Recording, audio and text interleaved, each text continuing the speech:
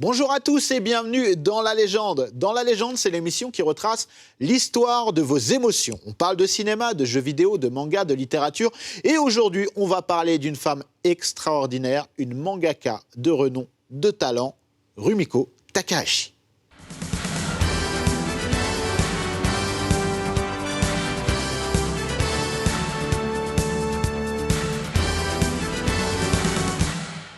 Et pour parler de cette mangaka formidable, j'ai avec moi évidemment des gens formidables. Pauline, bienvenue, on est très content de te recevoir à nouveau puisque tu étais déjà venue et tu es autrice et journaliste et tu es à l'œuvre de ce magnifique livre. Écoute, merci de me recevoir encore une fois, je suis ravie d'être là. Nous aussi. Valentin, journaliste spécialisé manga et animation japonaise, tu es un habitué, re-bienvenue, tu es chez toi. Ça Bonjour fait à toutes plaisir. et à tous. Toujours un plaisir partagé en si bonne compagnie en plus, comme tu le disais. Bien sûr, puisque tu es avec Pauline, mais également pour la première fois, Satoko, tu es directrice éditoriale chez Glénat. Bienvenue chez nous et chez toi. Merci de m'accueillir ici. Avec plaisir. Je suis heureuse d'être avec vous pour pouvoir parler de Rumiko Takahashi quand même. Tant de positivité pour cette introduction. Je suis très content parce que oui, aujourd'hui, on va consacrer une heure d'émission à Rumiko Takahashi, une mangaka qui mérite même bien plus qu'une heure. Une mangaka qui, on va le voir en détail, mais qui a marqué plusieurs générations. Et qui a des œuvres qui continuent de vivre et de fort belle manière encore aujourd'hui. Alors, on va commencer par le début, comme à chaque fois. Le manga, une passion de jeunesse. Alors, la question qu'on se pose, évidemment, parce qu'on sait que les mangakas ont des parcours souvent différents, mais parfois, souvent, il y a un amour pour le manga qui se développe assez tôt. Est-ce que c'est le cas pour Rumiko Takahashi ? Pauline. Absolument, pour le manga, mais aussi le dessin. Alors partons du dessin, depuis toute petite, elle voit son père dessiner, esquisser des petits personnages, des petits tanuki, des petits kappas. Donc elle reproduit ces petits dessins dans son coin. Et son père lui raconte beaucoup d'histoires. Elle a beaucoup de tendresse pour cette époque-là et pour son père. Et ensuite aussi pour le manga, puisqu'elle a deux grands frères, un petit peu plus vieux qu'elle, qui lisent du shonen, donc du manga pour garçons, avec de l'aventure. Ils achètent plein de magazines. Et donc Rumiko, très vite, elle met le nez dedans. Elle adore. Elle en lit beaucoup. Elle passe son temps à lire. Dès qu'elle va chez le médecin, elle raconte. Une fois, elle était dans un cabinet médical. Hop, il y avait une revue de manga qui était pour adultes. C'est pas grave, je la prends, je la dévore. Et en fait, c'est une passion... qui continue, qui ne cessera jamais, même quand elle sera au plus fort de sa carrière avec énormément de travail, elle continuera toujours de lire. Je pense que vous serez d'accord avec moi. Tout à fait, on peut même dire, donc parmi les magazines que ses frères achetaient, c'était le Weekly Shonen Sunday qui a été son coup de cœur, où elle finira par être un des plus grands piliers de ce magazine. Et quand un de ses frères, après l'adolescence, on a toujours ce moment où on dit « bon, j'arrête un peu les mangas, je vais aller faire autre chose », où il a changé de magazine. Elle a dit « non, mais moi, je ne vais pas prendre le magazine pour filles, je vais prendre mes économies, je vais continuer à acheter celui-là ». Et donc, elle n'a pas été acheter le Ribbon, qui était le magazine pour filles, mais elle a acheté avec ses propres économies le Shonen Sunday, qui, comme son nom l'indique, paraît le mercredi.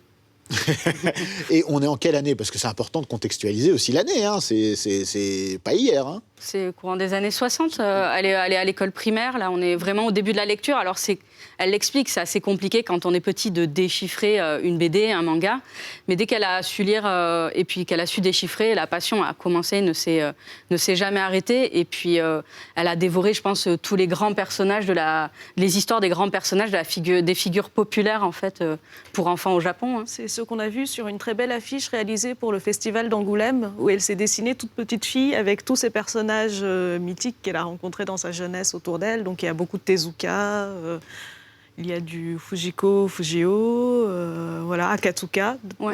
Parfois des auteurs qui ne sont pas du tout traduits en France, mais qui ont bercé et qui ont formé un peu le style de Rumiko Takahashi. Quand on voit des photos de son atelier, elle a bien sûr des archives de tout ce qu'elle a fait, mais elle a des bibliothèques sur rail avec des dizaines de milliers de mangas.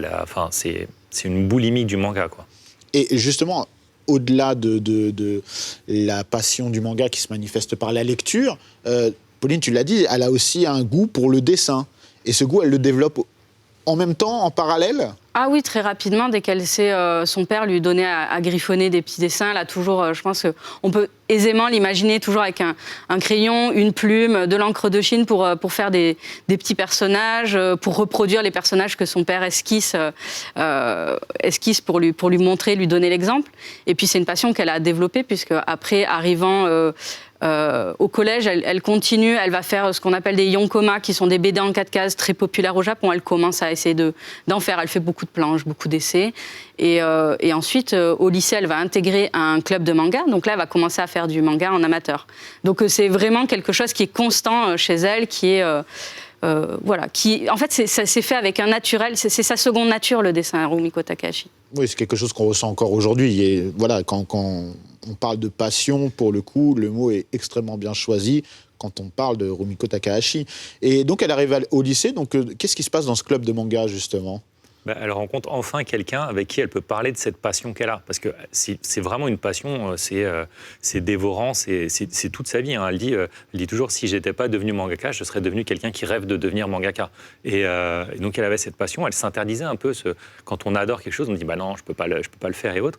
Et en arrivant dans ce club, déjà elle voit d'autres premiers otaku comme elle, passionnés de manga. Elle se dit finalement je suis normal, c'est bien de pouvoir parler de ça. Et puis tout le monde l'encourage en disant, mais en fait, ce que tu fais, c'est vraiment très, très évolué pour notre âge. Et très vite, elle fait ses premières soumissions à des concours. Oui. Après, effectivement, les clubs manga, il faut voir au-delà du fait, on lit des mangas, on en parle, c'était vraiment de réaliser des mangas, c'est les débuts du fanzina. Valentin parlait d'otaku, Rumiko Takahashi, c'est une otaku avant que le terme existe.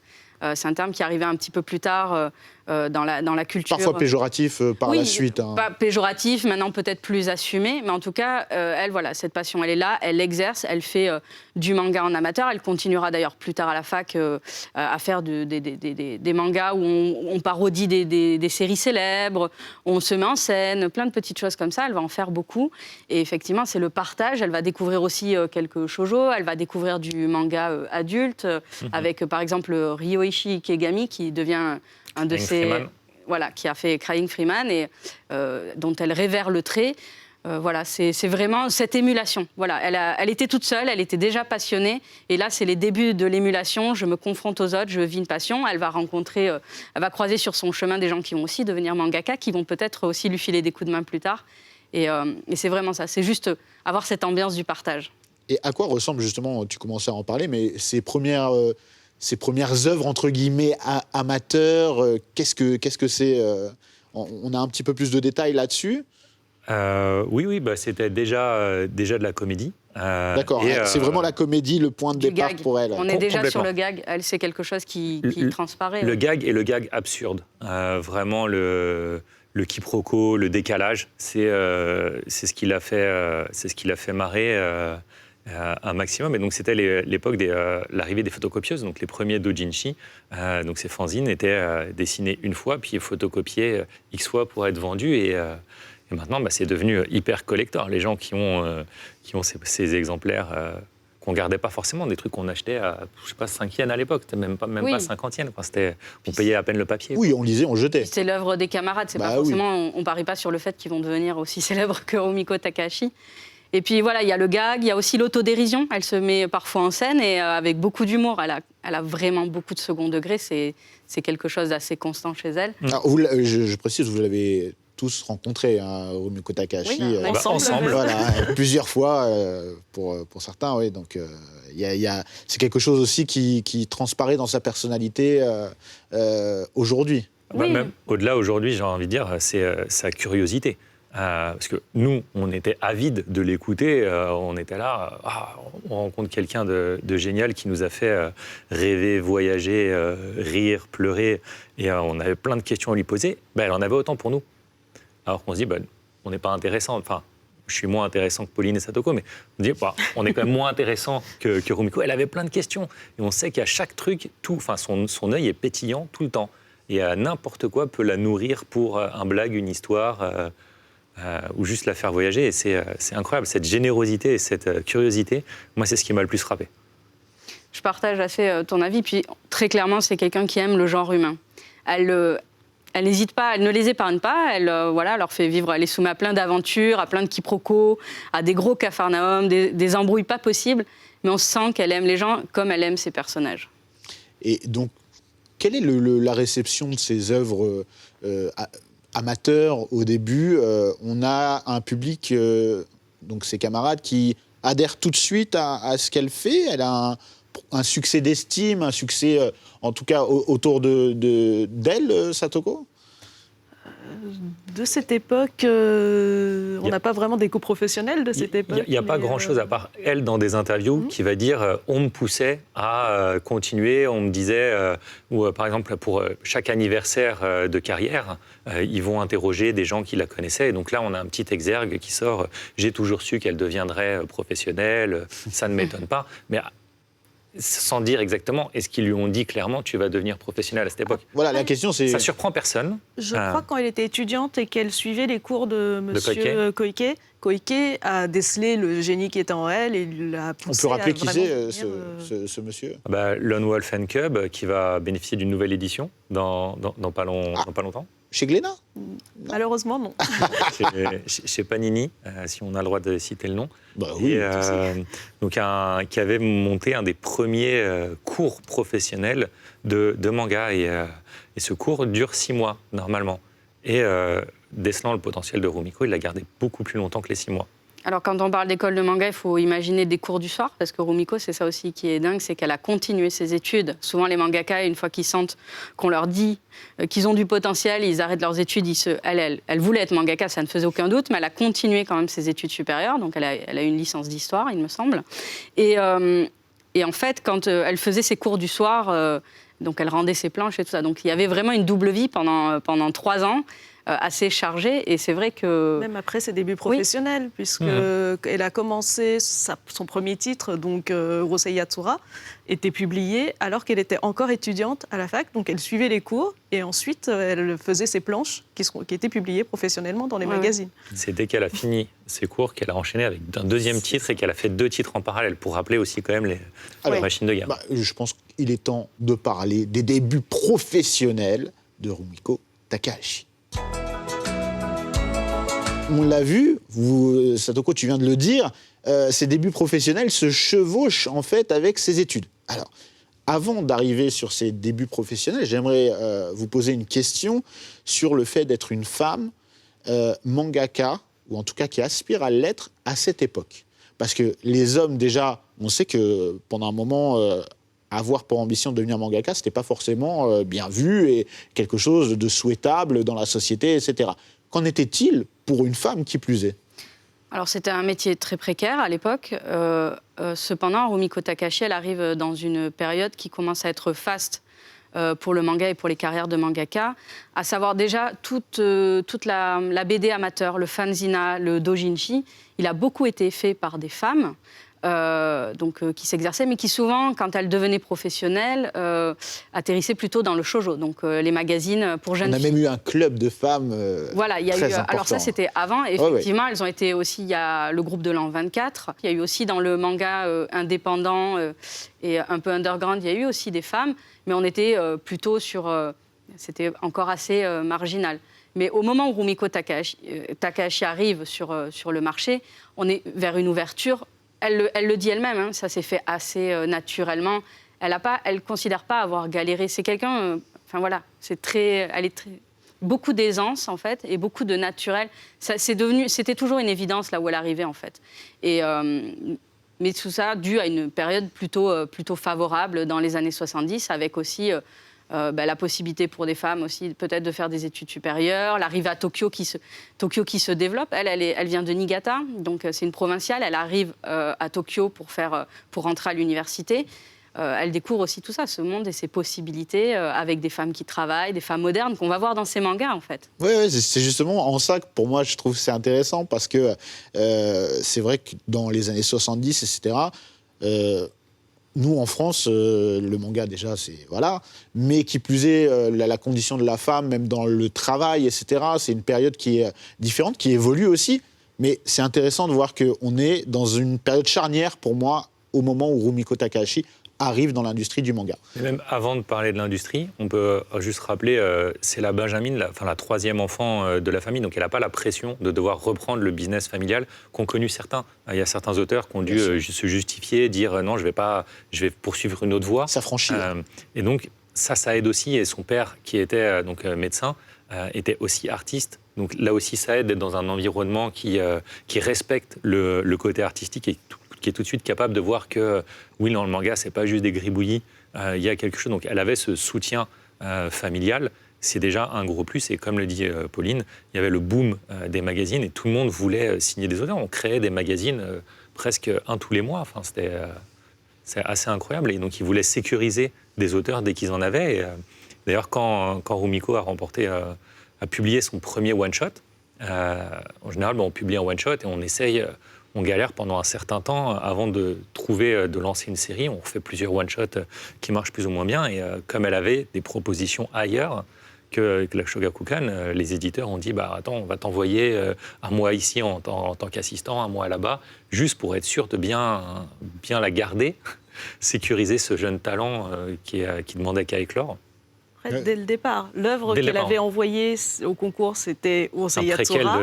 C'était un préalable. Ouais. C'est Lamu en français. Voilà. Est-ce que je l'ai là? Non, mais j'ai... Oui, c'est une histoire qui porte en germe... de superbes reliques amenées par Valentin.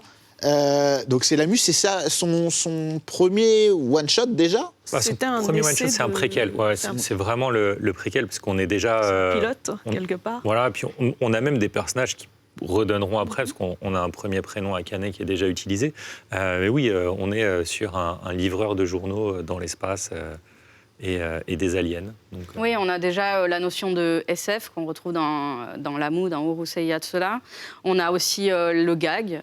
La jolie extraterrestre, l'élément perturbateur, le héros qui est complètement malchanceux, qui fait n'importe quoi. Donc ça, il y avait déjà tout était porté en germe dans ce one shot. Elle a fait que poursuivre. Et puis encore une fois, rappelons-le, elle menait des études à l'université, donc je pense qu'on lui a dit de creuser son sillon sur cette histoire qui avait beaucoup de qualité, qui a plu aux lecteurs. Et ça, elle l'envoie pour un concours, du coup. Oui, un concours chez Shogakukan, et elle remporte le prix dans la catégorie shonen. Donc ça, c'est aussi une exception quand on revient aussi sur les femmes mangaka.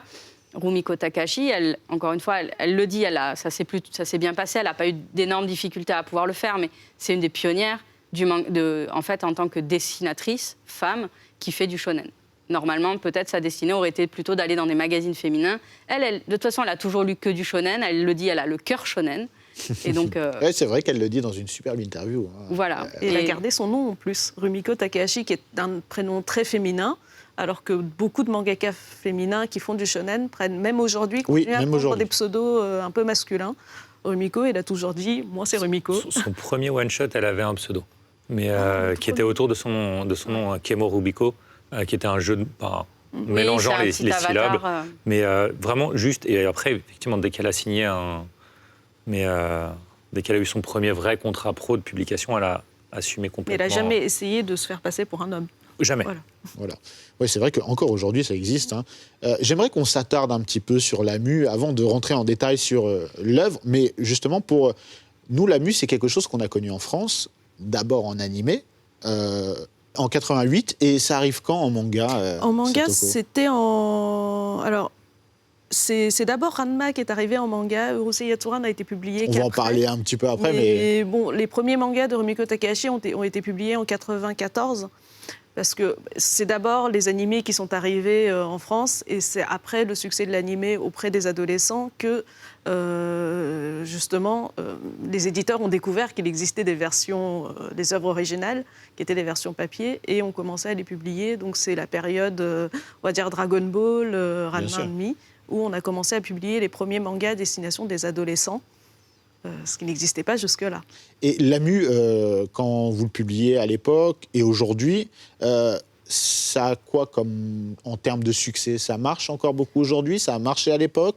Ou c'est quelque chose, chez Glénat, vous vous dites, ça fait partie du socle culturel de la culture manga. Il est important de le mettre à disposition des lecteurs et des passionnés. Il nous le faut, que ça cartonne ou pas. Je pense qu'à l'époque où, à la toute première période, c'était sorti après Ranma, qui était quand même un succès commercial. Qui a bien poussé le monde. Voilà. Urusei Yatsura a souffert peut-être de quelque chose, c'est qu'il était sorti au format Bunko, qui est un format encore plus petit que les tankobon qu'on connaît, qui est un format, on va dire, adapté à la lecture japonaise pour les œuvres légendaires, très connues, pour les adultes. Alors qu'en toute première lecture manga, c'est peut-être un format, surtout en français, où les lettres sont encore plus petites, difficile à lire. Donc c'est vrai qu'il s'est vendu, il y a eu son public, mais peut-être pas au niveau d'un Ranma en Par la termes suite. de Enfin, comparaison. avant même. Avant. Ouais. C'est ça, c'est que la publication en France a été un peu inversée, c'était pas les mêmes formats, donc ça fait que Urusei Yatsura, je pense que c'était surtout très connu pour le dessin animé. Le manga en lui-même, il a eu un succès auprès des connaisseurs, des très grands fans de manga. Oui, je pense comme toi, hein, nous, enfin, je sais pas pour vous, mais je pense que pas à dire de bêtises en disant que nous, on l'a connu via le dessin animé avant toute chose, et qui est arrivé très très vite en France, entre guillemets, enfin, dans le Club Dorothée, et c'était quelque chose quand même, hein, parce qu'on avait une galerie de personnages complètement loufoques, il y avait déjà, on sentait quelque chose qui se démarquait par rapport à d'autres animés de l'époque. Hein. Je ne sais pas vous, quel a été votre premier rapport avec...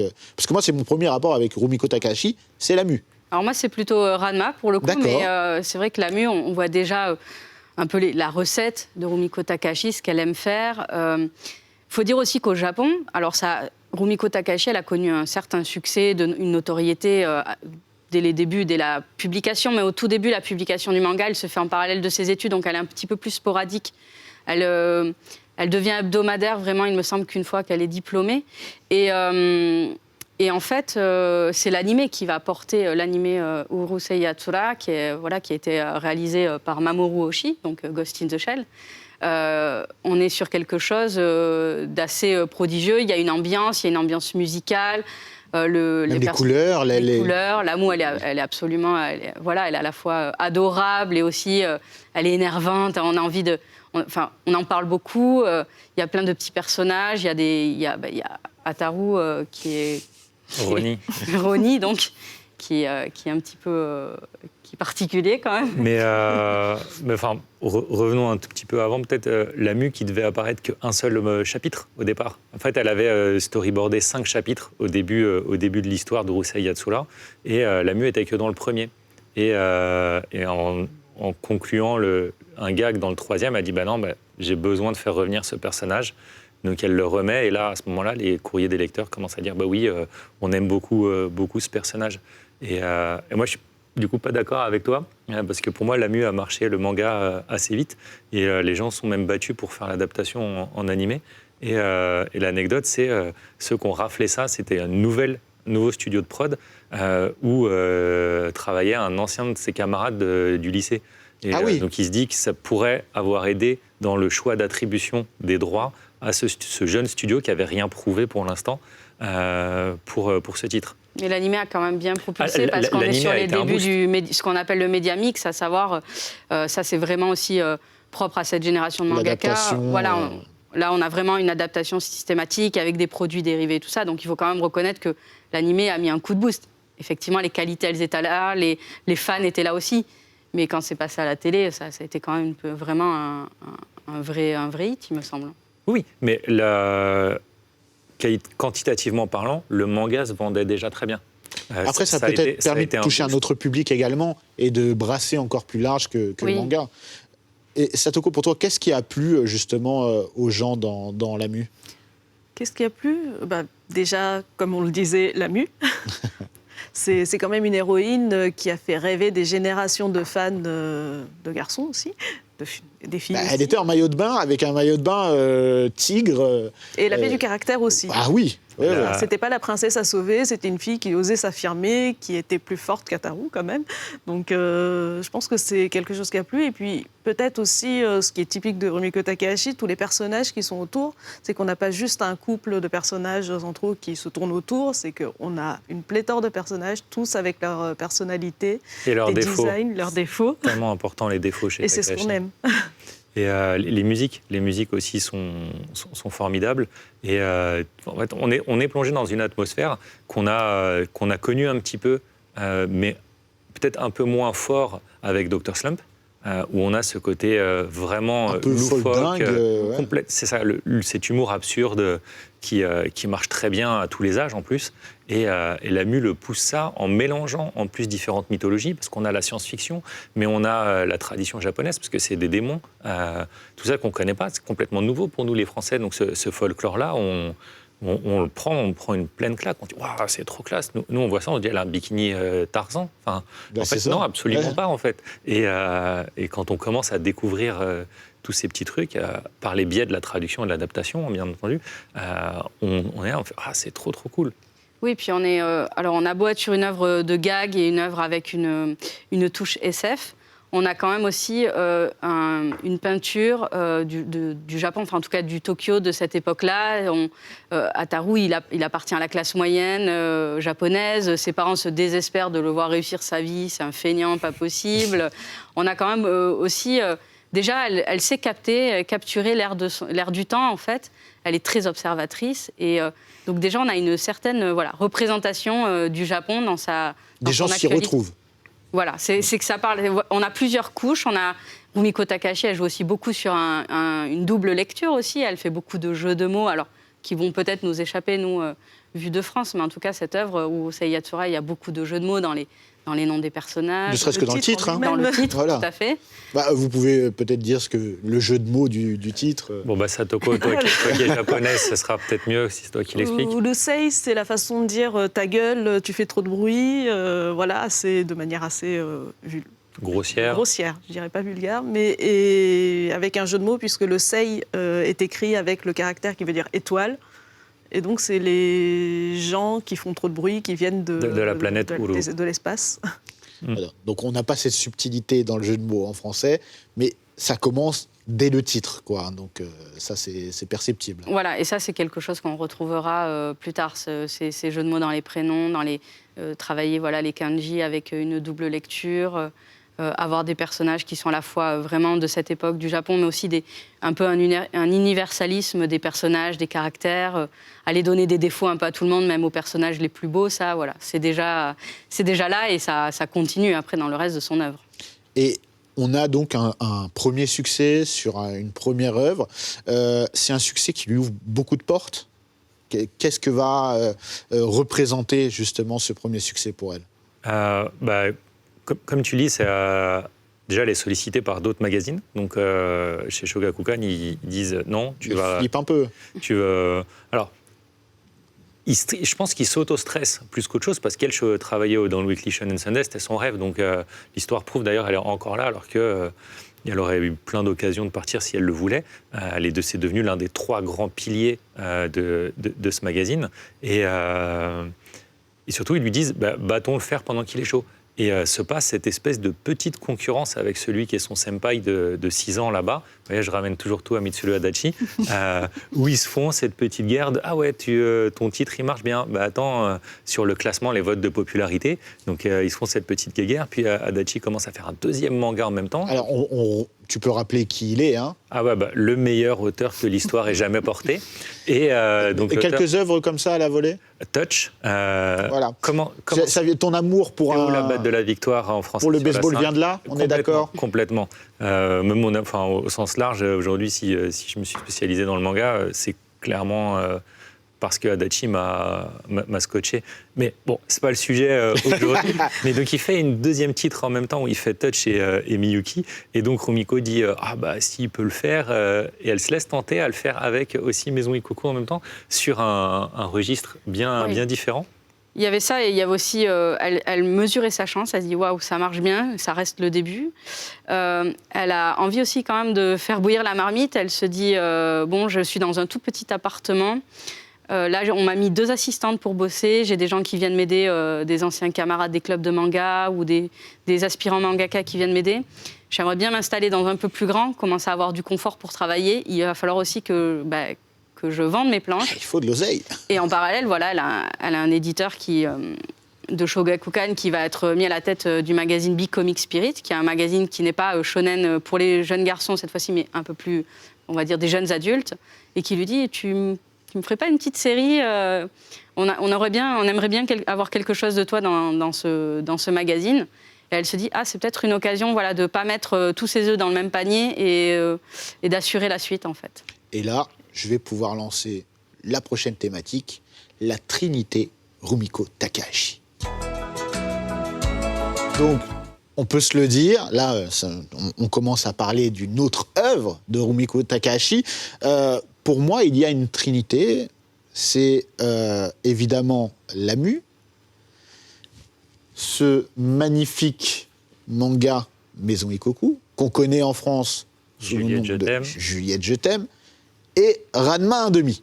Pour moi, voilà, il y a 3 œuvres et il y en a d'autres, attention, mais ces 3 œuvres-là sont des œuvres fondatrices à bien des niveaux. Donc, Pauline, je te laisse continuer. Parce qu'on arrive Je ne suis pas tout à fait d'accord avec toi. Alors, c'est vrai que de notre génération, effectivement, il y a cette Sainte Trinité.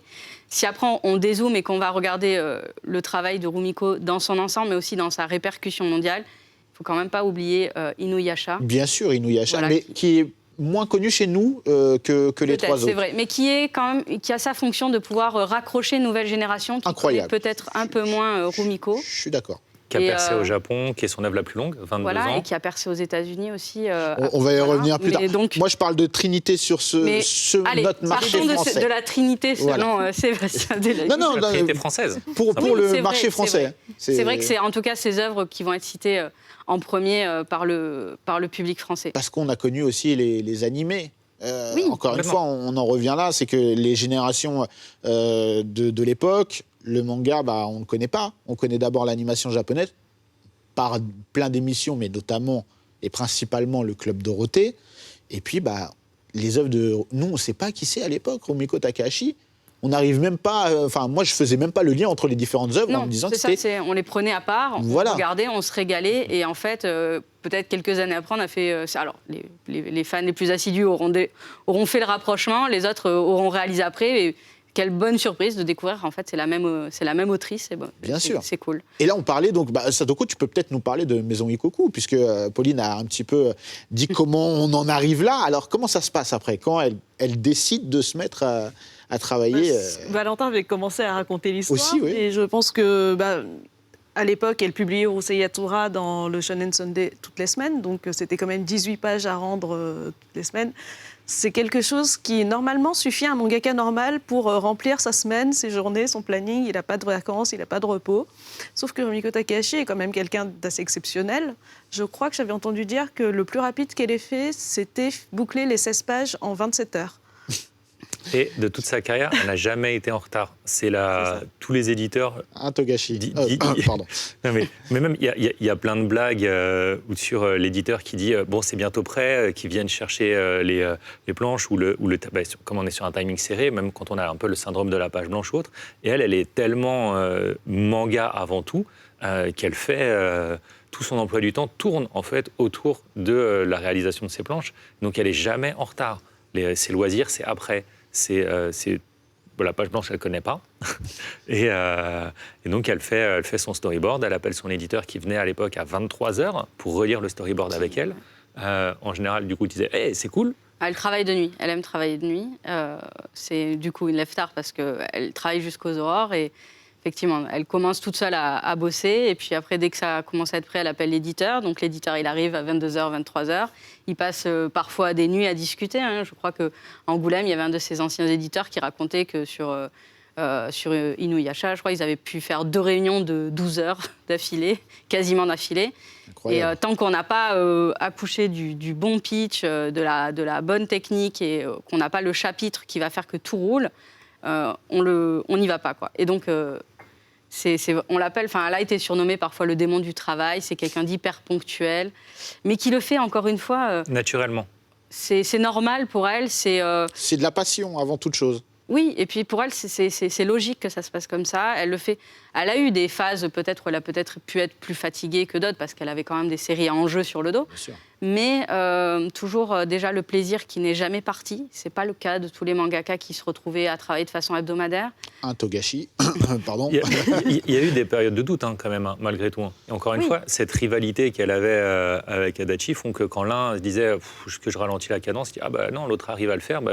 Ils se sont automotivés. Mais justement, quand Juliette Je t'aime commence, comment s'est vue cette rivalité? Est-ce qu'il y a et l'accueil du public aussi? Je crois qu'ils considèrent aussi, alors c'est une rivalité, une saine compétition. Bien sûr. On a quand même Ce sont beaucoup des de grands respect, amis. voire je pense qu'on peut dire même de l'amitié entre ces deux auteurs. Ils savent que, en fait, le travail de l'un n'aurait peut-être pas pu percer sans le travail de l'autre, à savoir faire de la comédie romantique pour des ados, garçons, pour des jeunes adultes. C'était pas encore c'était pas quelque chose de très courant, il me semble. Et donc, effectivement, c'est comme ça que ça a été perçu. Après, Valentin, il connaît peut-être mieux ce rapport qu'ils ont. Adachi avait percé un tout petit peu avant, comme il a commencé 6 ans avant, mais ça l'a conforté dans le sens où c'est un mode d'expression qui marche et c'était pas juste une seule histoire qui marchait. Et donc ça a permis de dire... C'est un genre. Exactement, le genre des rom-coms, comme on l'appelle en France, avec des excuses de quel que soit le fond qui soit, tu suis les préceptes très poussés par Koike, justement, de les relations humaines, le travail sur les personnages est presque plus important que l'histoire même, pour accrocher le lecteur en tout cas. Et après, bien sûr, il faut une histoire qui captive. Et par contre, on travaille sur Maison Ikoku sur un autre public, puisque là où Rosei Yatsura était dans un shonen, donc destiné à un public beaucoup plus ado, beaucoup plus jeune, Maison Ikoku est publié dans un magazine seinen. Donc on s'adresse beaucoup plus à des adultes, peut-être des salariés, des personnes qui travaillent. Étudiants, peut-être les gens qui démarrent dans la vie active, enfin finalement qui ressemblent aux héros, quoi, je pense. Alors, si je peux me permettre, encore une fois, avec mes yeux de profane à l'époque, moi, je voyais ça comme un animé pour les filles. C'était... j'avais... et même mes copains et tout, on considérait Juliette Je t'aime, parce qu'à l'époque, on compartimentait tout, comme Sailor Moon, par exemple. On voyait ça comme un truc pour filles, alors que pas du tout. C'est pas du tout écrit dans ce sens-là. C'est peut-être l'erreur du branding en France, Juliette Je t'aime et les petits cœurs comme ça qui te laissent à penser que la romance va être 100% du sujet et qui du coup occulte toute la partie comédie et toute la partie dramatique. Parce qu'à la base, on est quand même sur... je fais le premier dessin animé où on met une veuve en avant. Bah oui. Il y a des choses quand même assez... Puis c'est des gens qui vivent pas leur meilleure vie non plus. On est sur une pension dans les années 80. C'est des gens qui vivent dans des... C'était un mode de vie qui était assez courant, qui était en train de décliner parce que le Japon était en train de vivre vraiment un décollage économique. Mais c'était des gens, des étudiants, des travailleurs dans les bars de nuit, des gens, on ne sait pas trop ce qu'ils faisaient. C'est des gens qui galèrent. Voilà. Et donc, et nous, on nous vend ça comme quelque chose, un animé d'amoureux. Voilà. Surtout pour les enfants. Et pour les enfants. Oui, vous ne comprenez rien. Quand, effectivement, il y a quand même des scènes où le soir, ils se retrouvent, ils ont des bouteilles de... de limonade. Bon, alors que ils se bourrent la gueule, on va le dire. Ça boit beaucoup. Il y a quand même une mère de famille qui boit pas mal. Et qui maltraite son enfant. Ils ont des bouteilles, des grandes bouteilles. Ça rappelle Yu Yu Hakusho, bizarrement. On a une hôtesse de bar, on a quelqu'un qui trempe dans des affaires un peu louches. Et personne n'a de l'argent. C'est ça, c'est vrai que... C'est vrai, ils ont toujours fauché. C'est ça. Donc cette chronique sociale aussi, c'est vrai que quand on regardait ça petit, on voyait des gens qui criaient beaucoup et qui buvaient de la limonade parce qu'il y avait quand même la traduction qui avait été un petit peu édulcorée. Ils étaient tout rouges avec des grands yeux, bizarrement. On ne comprenait pas trop, mais c'est vrai Elle était très pétillante, la limonade. Quand on a pu voir ou revoir cette œuvre après dans des traductions plus fidèles il y a vraiment, c'est toute autre chose qui s'ouvre à nous.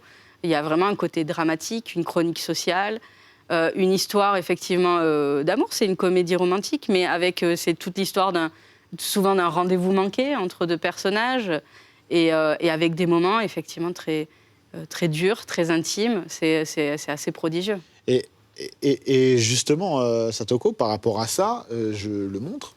Donc, il y a Maison Ikoku. Toi, est-ce que tu penses, en tant qu'éditrice, le changement de nom, est-ce qu'il nuit ou il valorise le manga? Parce qu'en France, on l'a connu comme Juliette, je t'aime. Est-ce que tu penses que c'est une bonne idée de l'appeler Maison Ikoku? Je pense qu'aujourd'hui, c'est important de le nommer Maison Ikoku dans le contexte original, puisque, comme on a dit, Juliette, je t'aime, ça déforme un peu la perception de l'œuvre. Et effectivement, aujourd'hui, les lecteurs de manga sont tout à fait capables de comprendre qu'il ne s'agit pas d'un shoujo, par exemple, mais d'un seinen destiné ou romantique, certes, mais destiné à tout public. Excuse-moi.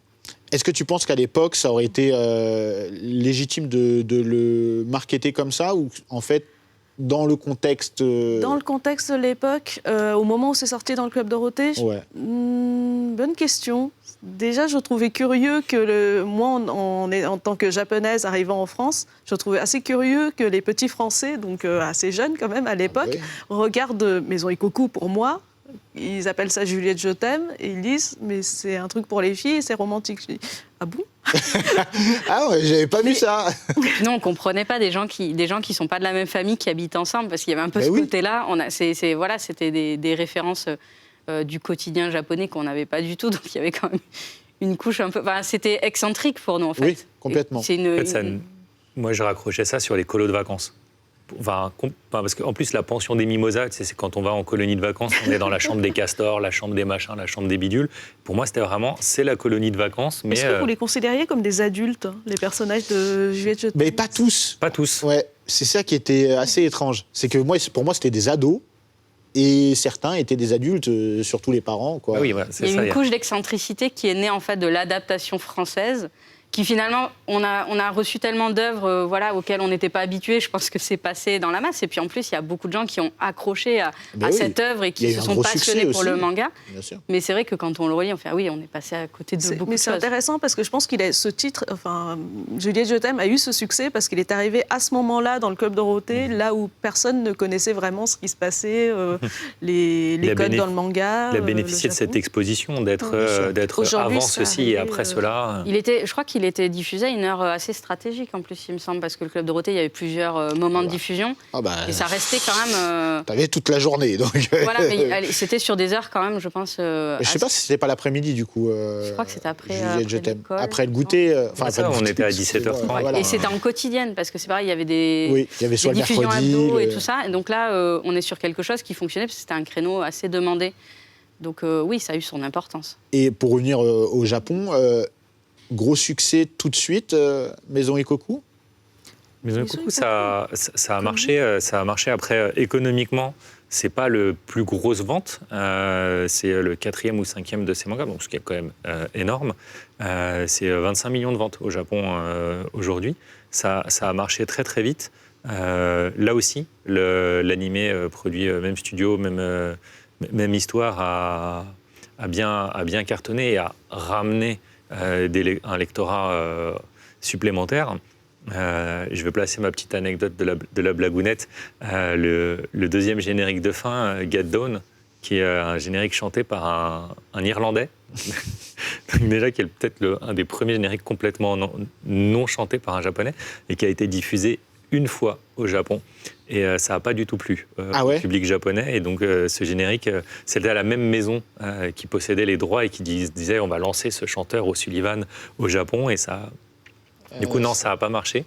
Et moi, je l'adore, ce Get Down, parce qu'il me fait... Il est en fait, il y a des gens qui l'ont retenu bien. en étant comme une des musiques de Maison Ikoku, alors que ça s'est passé une fois. C'était un peu une tentative de faire marcher quelque chose qui n'a pas du tout fonctionné. Après, par exemple, pour parler de la musique dans Maison Ikoku, par exemple, c'est le groupe Picasso qui a fait des génériques, il me semble. Ouais, et t'as le Sunny Sunny Morning. Voilà, qui sont des hits qui sont devenus des chansons... Qui sont représentatifs de l'animé aussi. Oui, voilà. Ouais. Et après, Mais comme disait Pauline, on est aussi à cette époque du transmédia au maximum. Donc on a eu le manga et l'animé. L'étape d'après, c'était rajouter les musiques. Ensuite, c'est les jeux vidéo. Qui ont explosé avec Ranma 1,5. Il y a eu... Parlons-en. Ranma 1,5, dans la chronologie Rumiko Takahashi, vient juste après Maison Ikoku? En fait, elle fait Maison En Ikoku... même temps? Elle fait Maison Ikoku et Urusei Yatsura en même temps. Et en 87, elle décide de mettre un terme à Urusei Yatsura, d'abord parce que c'était la plus longue série. Elle clôture ce moment en fait, professionnel et elle enchaîne dans la foulée sur Ranma 1/2. Avec ceci. Alors là aussi, en termes d'excentricité, on est pas mal du tout. Ranma 1/2, gros succès du Club Dorothée. Gros succès, Satoko, je te laisse en toucher 2 mots aussi. En manga à l'époque, c'est un des mangas qui va porter le marché. C'est l'un des avec premiers mangas publiés en France. Voilà, en petit format, le format qu'on connaît en Kobon avec Dragon Ball. À l'époque, comme le public n'était pas encore vraiment là, il était publié dans le sens français, donc les personnages avaient le cœur à droite. Et effectivement, toutes les personnes qui avaient regardé Ranma à la télévision se sont précipitées sur le manga. Donc, effectivement, énorme succès. Aujourd'hui, on est à plus d'1 million d'exemplaires de Ranma qui a été vendu en France. C'est fou quand même. Et là où c'est génial en tant que fan du dessin animé d'avoir découvert le manga à cette époque, c'est de se dire « Oh, en fait, l'animé avait pris pas mal de liberté et c'était tellement plaisant de redécouvrir ces personnages qu'on aimait dans un contexte un petit peu différent, peut-être avec moins d'emphase sur certains défauts. L'animé était peut-être plus manichéen dans sa façon de mettre un défaut en avant, un machin.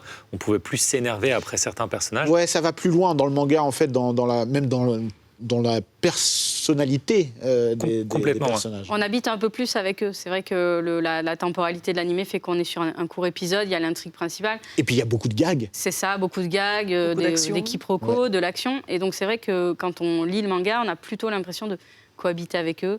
Et c'est vrai que c'est cet aspect qui est plaisant. Et puis il me semble, pour Ranma, que l'animé, en fait, il y en a eu 2. Il y a eu un premier animé qui a comporté quelques épisodes. Chez nous, ça a été diffusé sous le même paquet, la même entité.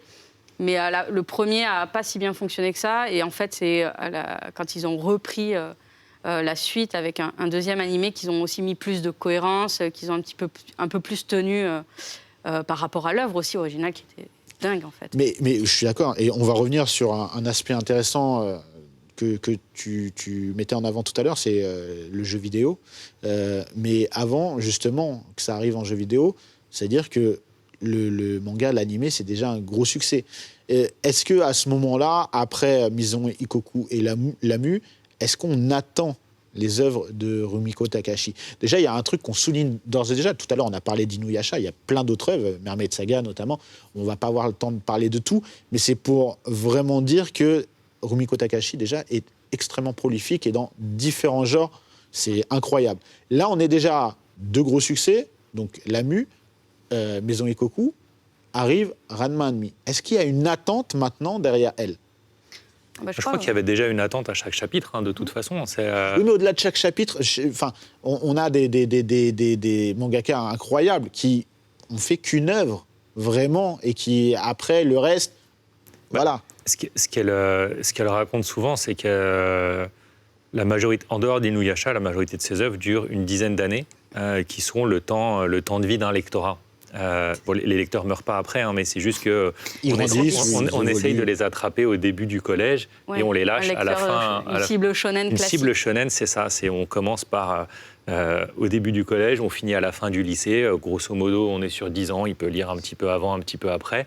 Et voilà. Et donc, elle a jamais voulu marketer son ancien lectorat. Elle n'a jamais voulu construire sa réputation sur je vise mes anciens lecteurs pour ma prochaine histoire. Je fais une suite à... Exactement. Elle était dans, non, je vais recommencer à faire plaisir à mon nouveau lecteur. Et puis, on y revient. Rumiko Takahashi, c'est une fine observatrice. Même si elle a beaucoup de boulot, elle met toujours le nez dehors. Elle regarde ce qui se passe. Elle regarde beaucoup d'émissions de variété, la télévision.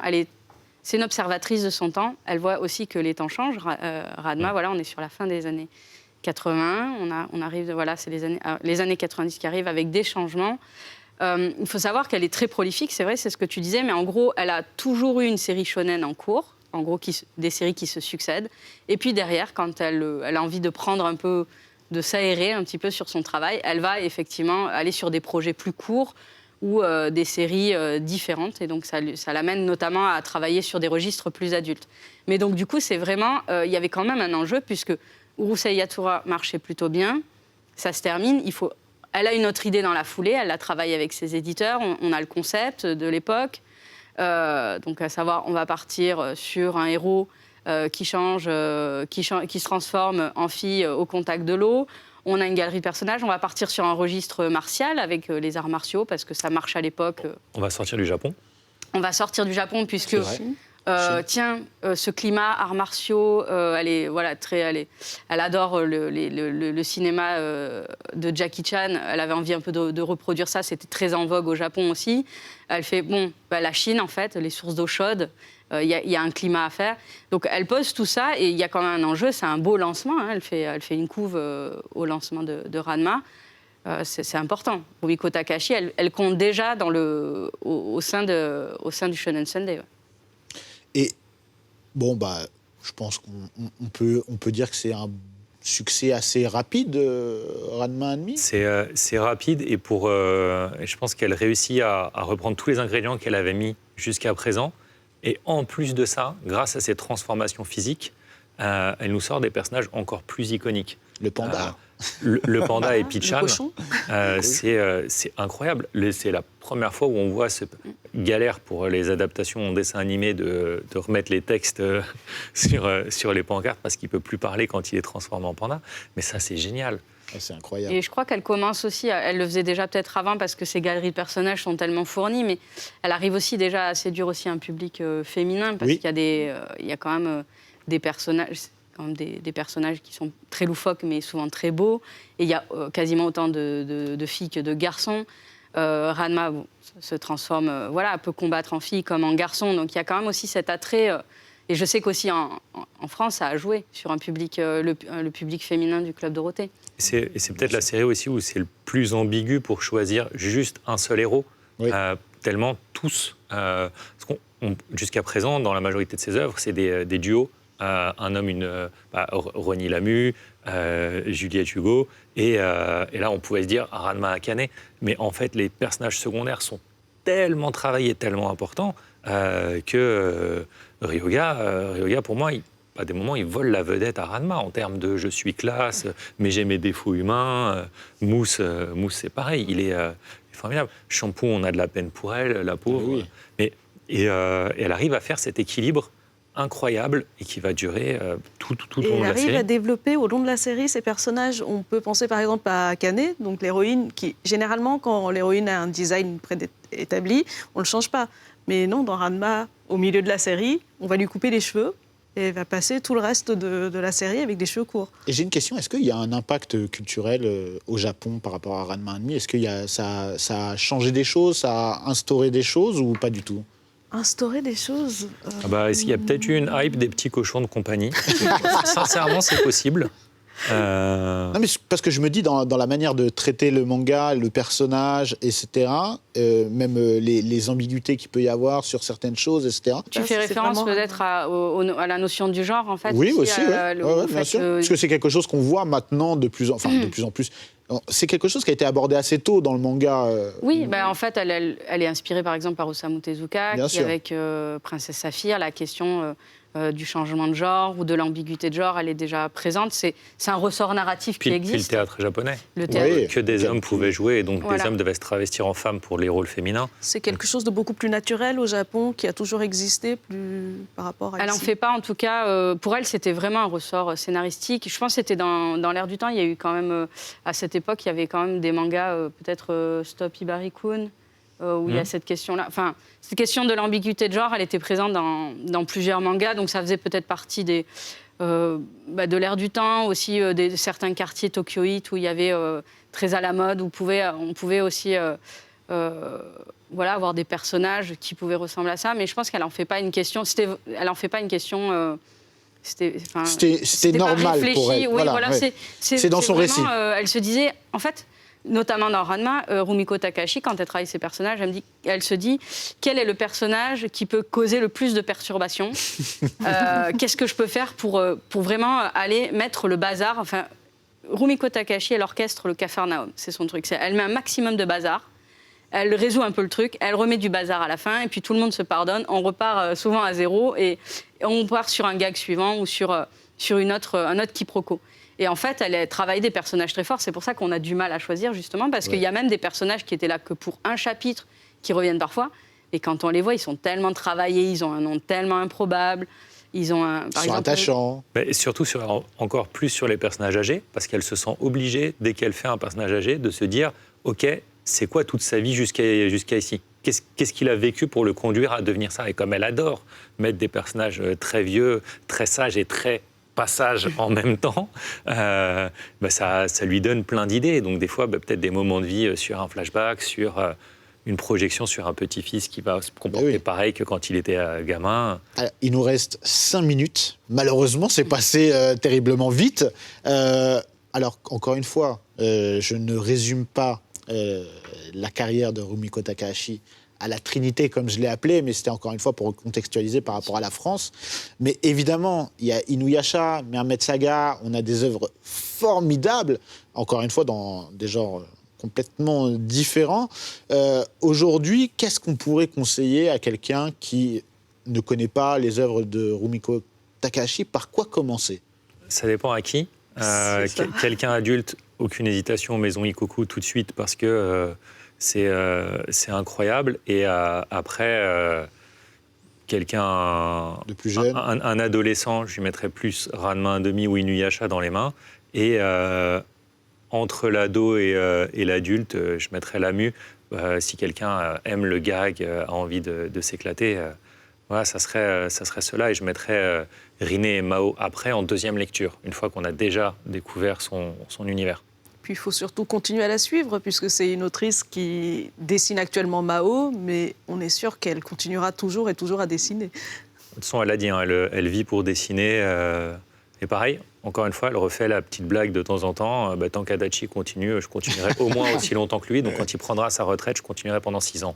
En tout cas, il y en a vraiment, je pense, on peut vraiment y trouver son compte. Si on aime la fantasy, on peut trouver des choses chez Inuyasha, des choses plus occultes chez Mao, du gag pur, on peut aller sur l'amour. On trouvera toujours quelque chose pour se satisfaire. Et en fait, c'est surtout important de connaître Rumiko Takahashi dans la mesure où elle a participé à l'arrivée du manga chez nous, mais aussi aux États-Unis. En fait, c'est quelqu'un, peut-être son nom, il est un peu oublié à côté d'autres mangakas de sa génération, mais elle est importante dans l'histoire du manga telle qu'elle nous est parvenue, en fait. Bien sûr. Et puis, elle a été sanctionnée d'un prix à Angoulême, la première femme mangaka à recevoir ce prix. C'est quand même incroyable.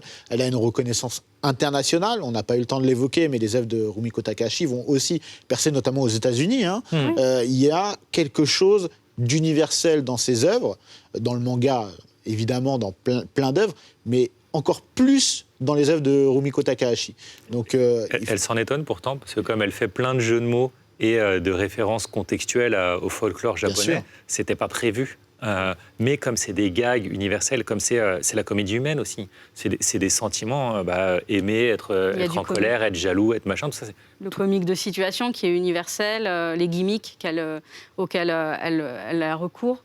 Et puis tout simplement, elle a influencé énormément de gens qui sont devenus à leur tour auteurs de BD, vidéastes.